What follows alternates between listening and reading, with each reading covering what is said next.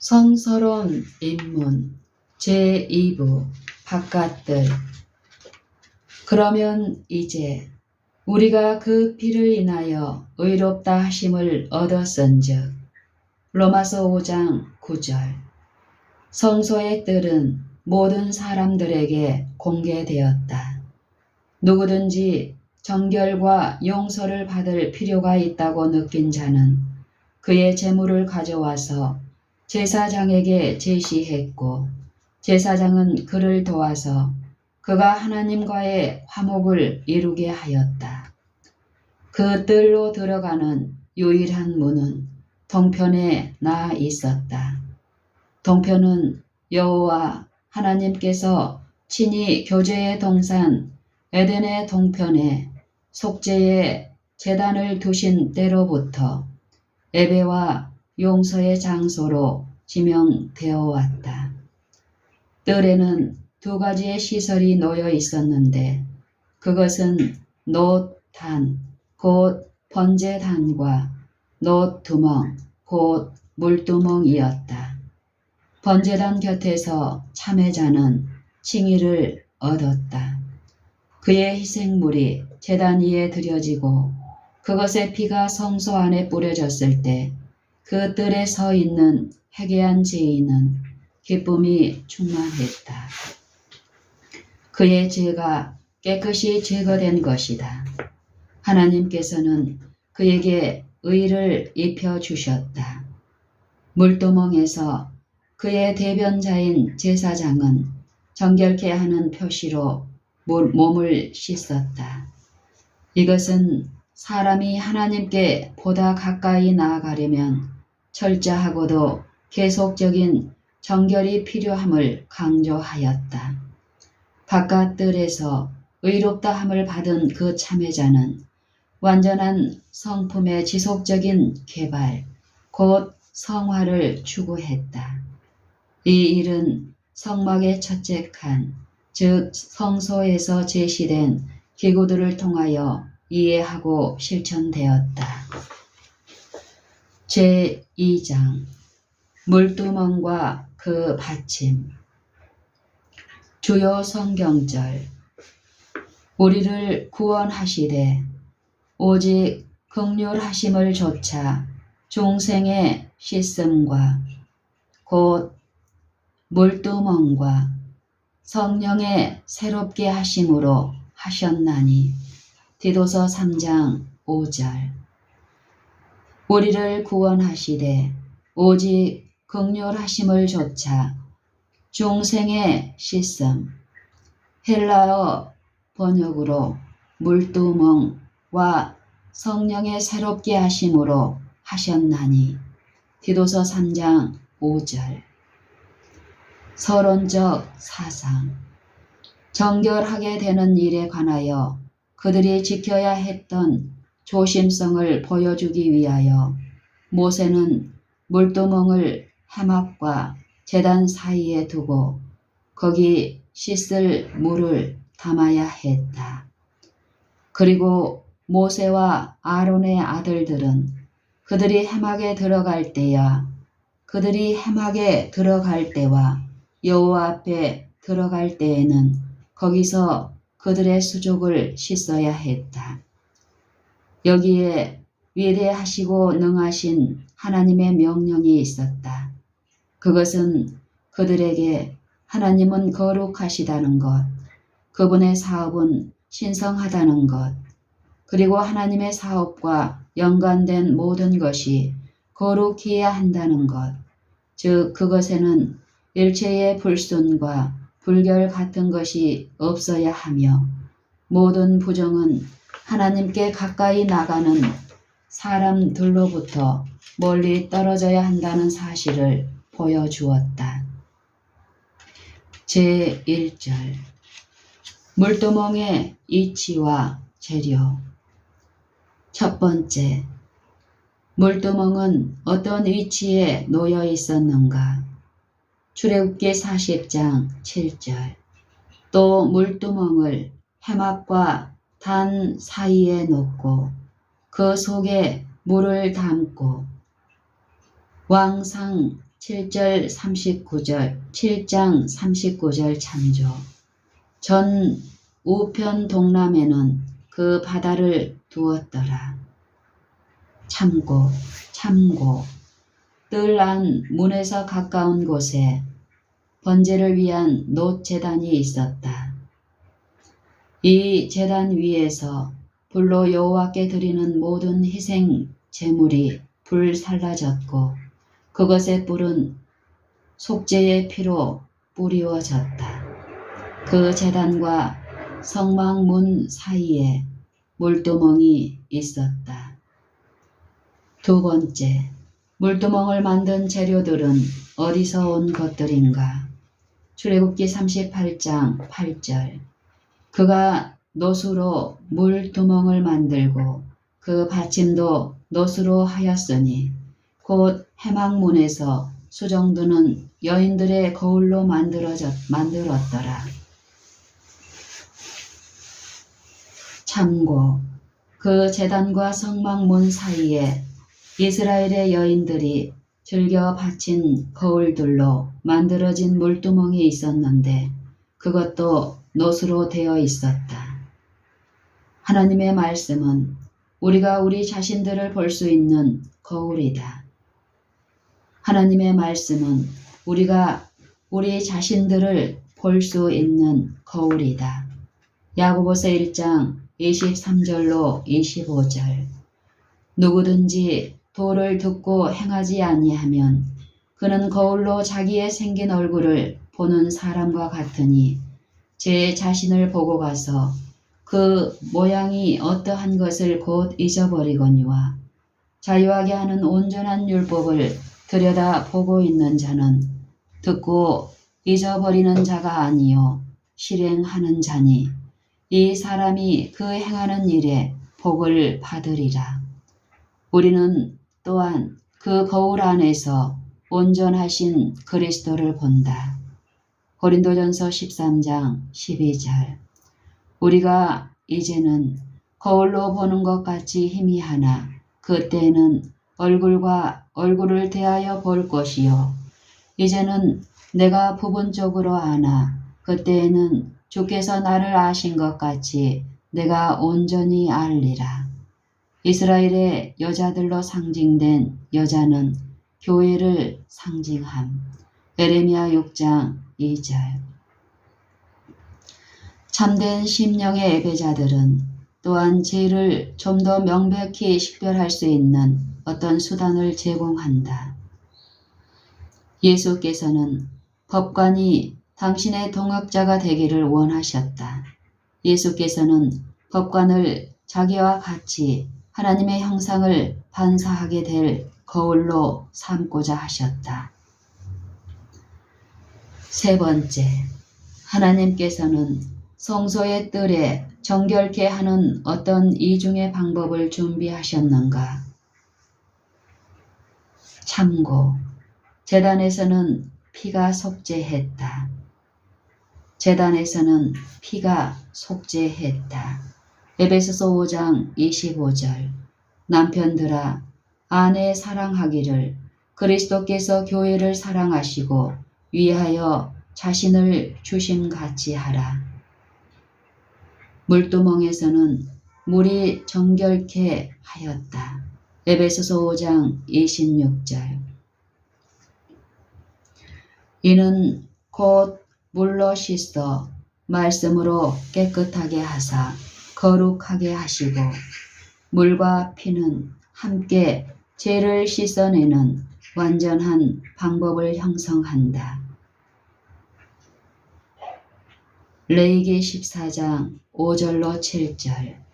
제사장은 또 명하여 그 새 하나는 흐르는 물 위 질그릇 안에서 잡게 하고 다른 새는 산대로 취하여 백향목과 홍색 실과 우슬초와 함께 가져다가 흐르는 물 위에서 잡은 새의 새 피를 찍어 문둥병에서 정결함을 받을 자에게 7번 뿌려 정하다 하고 그 산 새는 들에 놓을지며.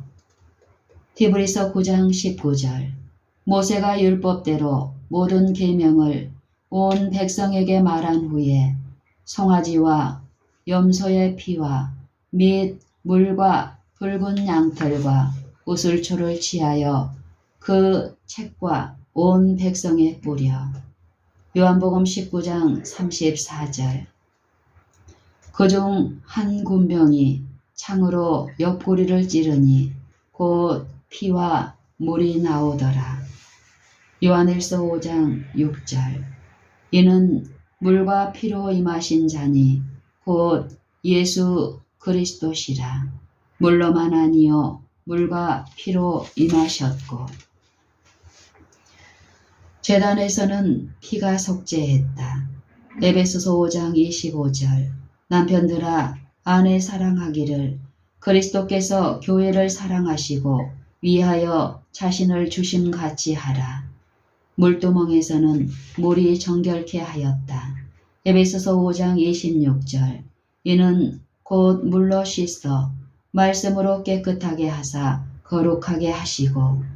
물과 피는 함께 죄를 씻어내는 완전한 방법을 형성한다. 레위기 14장 5절로 7절. 제사장은 또 명하여 그 새 하나는 흐르는 물 위 질그릇 안에서 잡게 하고 다른 새는 산대로 취하여 백향목과 홍색 실과 우슬초와 함께 가져다가 흐르는 물 위에서 잡은 새의 피를 찍어 문둥병에서 정결함을 받을 자에게 7번 뿌려 정하다 하고 그 산 새는 들에 놓을지며. 히브리서 9장 19절. 모세가 율법대로 모든 계명을 온 백성에게 말한 후에 송아지와 염소의 피와 및 물과 붉은 양털과 우슬초를 취하여 그 책과 온 백성에게 뿌려. 요한복음 19장 34절. 그중 한 군병이 창으로 옆구리를 찌르니 곧 피와 물이 나오더라. 요한일서 5장 6절. 이는 물과 피로 임하신 자니 곧 예수 그리스도시라. 물로만 아니요 물과 피로 임하셨고. 제2절. 정결케 하는 물. 네 번째. 물두멍에는 무엇이 항상 있었는가? 출애굽기 30장 18절. 너는 물두멍을 놋으로 만들고 그 받침도 놋으로 만들어 씻게 하되 그것을 해막과 단 사이에 두고 그 속에 물을 담으라. 참고. 정신을 상쾌하게 하는 물. 정신을 상쾌하게 한 물. 즉 바싹 마른 불모의 땅에서 샘물이 솟아나고 사막을 꽃피는 곳으로 만들고 멸망을 당할 자들에게 생명을 주도록 흘러내린 물은 그리스도께서만이 주실 수 있으며 그것은 생수로서 영혼을 정결케 하고 새롭게 하고 활력을 주는 하나님의 은혜의 상징이다. 그리스도께서 내재하시는 자는 자신 속에 결코 고갈됨이 없는 은혜와 능력의 샘을 가지고 있다. 예수께서는 참으로 당신을 찾는 모든 사람의 생애를 기쁘게 하고 그들의 길을 밝게 하신다. 마음속에 받아들여진 당신의 사랑은 샘솟아 영생을 얻게 하는 선한 일을 할 것이다. 그리고 당신의 사랑을 샘솟게 한 영혼만이 축복을 받을 뿐 아니라 의로운 말과 행실에서 산 샘이 흘러나와 그 주위에 갈급한 자들을 활력 있게 할 것이다. 다섯 번째, 물두멍에 사용되던 물은 어디서 근원되었는가? 고린도전서 10장 4절. 다 같은 신령한 음료를 마셨으니 이는 저희를 따르는 신령한 반석으로부터 마셨음에 그 반석은 곧 그리스도시라. 요한복음 7장 39절. 이는 그를 믿는 자에 받을 성령을 가리켜 말씀하신 것이라. 예수께서 아직 영광을 받지 못하신 고로 성령이 아직 저희에게 계시지 아니하시더라. 참고. 반석은 모세가 쳤으나 생명을 주는 물을 흘러나게 하신 분은 구름 기둥 속에 가리워져 모세 곁에 서 계셨던 하나님의 아들이시었다. 그러나 물이 계속 호렙으로부터 흘러내린 것은 아니었다. 저들의 여행 중 물이 필요할 때에는 언제든지 저희 진영 부근에 있는 반석의 틈에서 물이 흘러나왔다.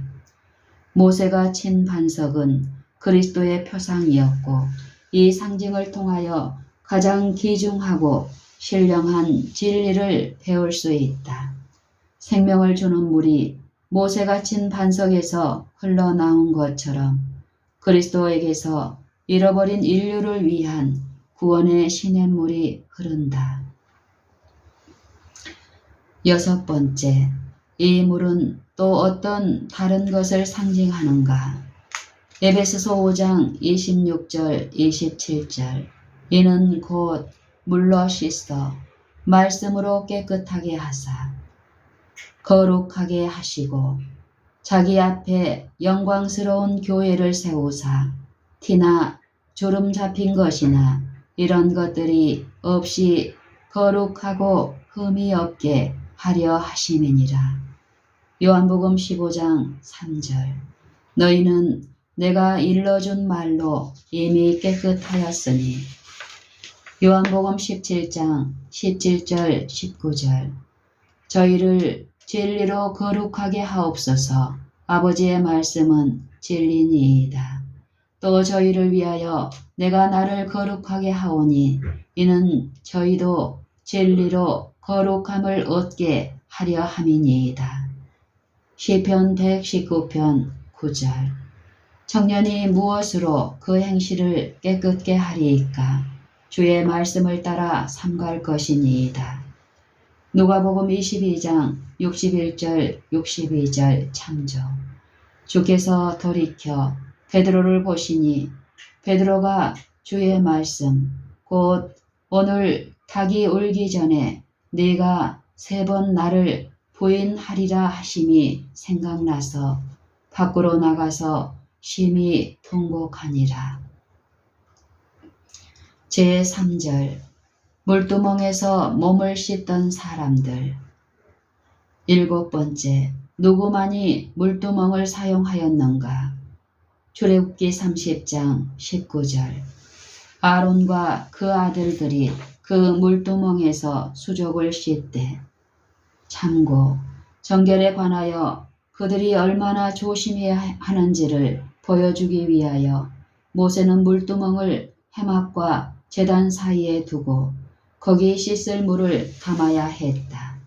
그리고 여호와 앞에서 봉사하던 모세와 아론과 아론의 아들들은 그들이 해막에 들어갈 때와 여호와 앞에 들어갈 때에는 거기서 그들의 수족을 씻어야 했다. 8번째. 제사장은 신체의 어느 부분을 가장 자주 씻었는가? 출애굽기 30장 21절. 이와 같이 그들이 그 수족을 씻어 죽기를 면할지니 이는 그와 그 자손이 대대로 영원히 지킬 규례니라. 참고. 모세가 불붙는 떨기 앞에서 그가 서 있는 땅은 거룩한 곳이니 신을 벗으라는 명령을 받았다. 그와 같이 제사장들은 신을 신고 성소에 들어가지 못하게 되어 있었다. 저희 발에 묻은 미량의 먼지들이 성소를 모독할 것이었다. 저들은 성소에 들어가기 전에 마당에서 신을 벗어 두기로 되어 있었고 또 성소에서나 번제단에서 봉사하기 전에 저들의 손발을 씻기로 되어 있었다. 예리하여 하나님 앞에 가까이 나아갈 사람들에게서 모든 더러운 것이 없어져야 한다는 교훈이 계속 가르쳐졌다. 손은 일을 암시하고 바른 걸음을 상징한다. 손은 일을 암시하고 바른 걸음을 상징한다. 9번째, 희생 제물이 제단 위에 놓여지기 전에 특별히 번제를 위한 제물에는 어떤 일이 행해졌는가? 희생 제물이 제단 위에 놓여지기 전에 특별히 번제를 위한 제물에는 어떤 일이 행해졌는가? 역대하 4장 9절. 또 물두멍 10을 만들어 5은 우편에 두고 5은 좌편에 두어 씻게 하되 번제에 속한 물건을 거기에 씻게 하였으며 그 바다는 제사장들의 씻기를 위한 것이더라. 그 바다는 제사장들의 씻기를 위한 것이더라. 참고 우리가 참으로 하나님이 기뻐하시는 거룩한 산 제사의 제물이 되기 전에 우리도 철저히 씻기지 않으면 안 된다. 로마서 12장 1절. 그러므로 형제들아, 내가 하나님의 모든 자비하심으로 너희를 권하노니 너희 몸을 하나님의 기뻐하시는 거룩한 산 제사로 드리라. 이는 너희의 드릴 영적 예배니라.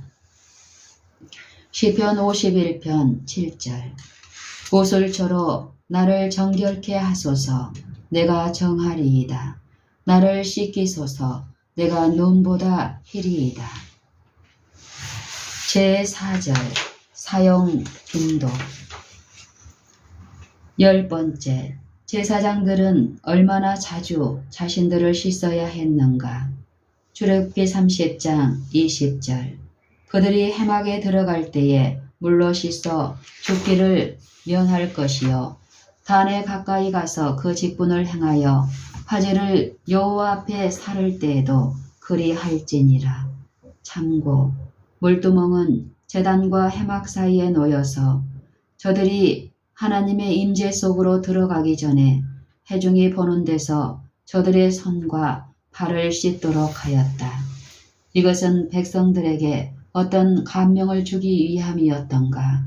그것은 그들에게 그들이 하나님의 임재 속으로 들어갈 수 있기에 앞서 모든 먼지가 털려져야 함을 보여주었다.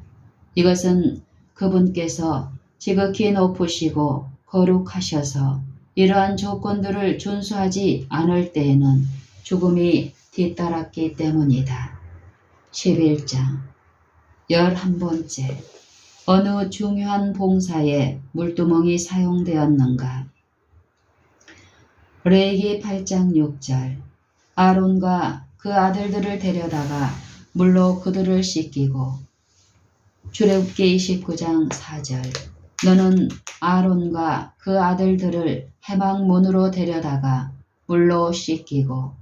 출애굽기 40장 11절로 13절. 너는 또 물두멍과 그 받침에 발라 거룩하게 하고 너는 또 아론과 그 아들들을 회막 문으로 데려다가 물로 씻기고 아론에게 거룩한 옷을 입히고 그에게 기름을 부어 거룩하게 하여 그도 내게 제사장의 직분을 행하게 하라.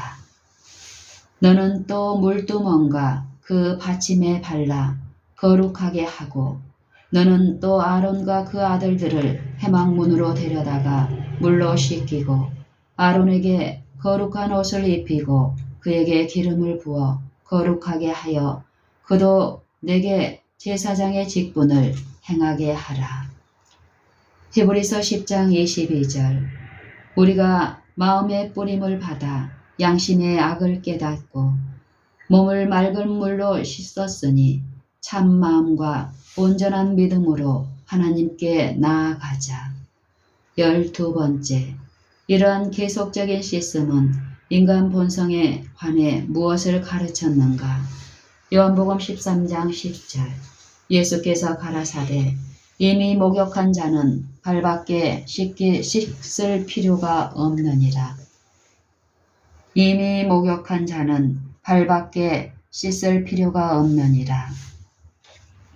참고 그리스도께서는 보다 낮은 정결의 예증을 통하여 더욱 높은 의미의 정결을 말씀하신다. 목욕하고 온 사람은 깨끗하여졌으나 샌들을 신은 발이 곧 더러워짐으로 다시 씻을 필요가 있었다. 그와 같이 베드로와 그의 형제들은 죄와 불결을 씻기 위해 열려있는 큰 샘에서 씻었다. 그리스도께서는 저들을 당신의 것으로 인정하셨다. 그러나 유혹은 저들을 죄악으로 유인하였으며 따라서 저들은 아직도 그의 정결하게 하시는 은혜가 필요하였다. 제5절 물두멍의 받침 13번째 물두멍에 어떤 다른 부분이 언급되었는가? 출애굽기 30장 18절 너는 물두멍을 노수로 만들고 그 받침도 노수로 만들어 씻게 하라.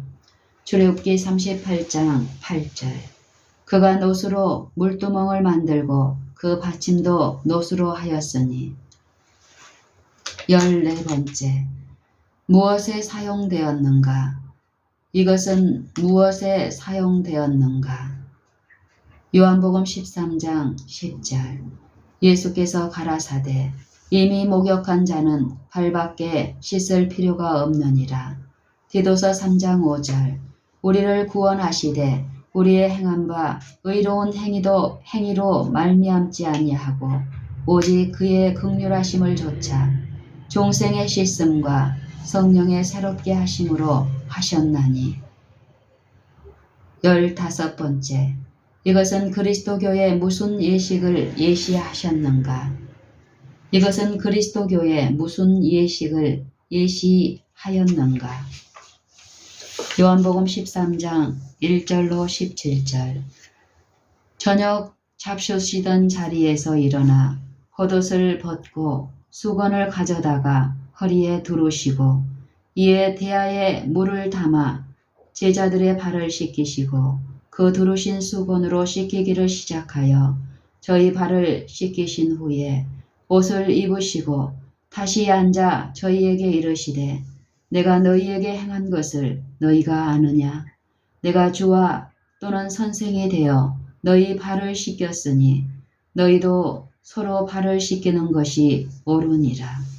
내가 너희에게 행한 것 같이 너희도 행하게 하려 하여 본을 보였노라.